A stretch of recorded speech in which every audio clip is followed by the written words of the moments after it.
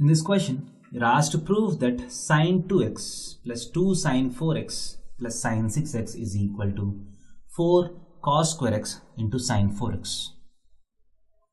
What I'm going to do in this question is I'm going to use the compound angle formulas. So I'll group these two terms. So 2 sine 4x, I'll take it separately, plus sine 2x plus sine 6x. Sine c plus sine d is 2 sine c plus d by 2 cos c minus d by 2. So this is 2 sine of c plus d, 2x plus 6x by 2. 2x plus 6x is 8x by 2 is 4x, 2 sine c plus d by 2 into cos of c minus d by 2. 2x minus 6x is minus 4x by 2 is minus 2x. But cos of minus 2x is same as cos of plus 2x. Doesn't really matter.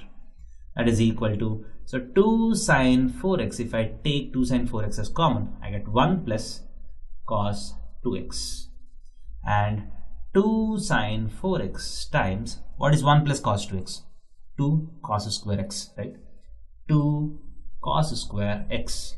On multiplication, you get 4 cos square x into sine 4x, which is the RHS, hence proved.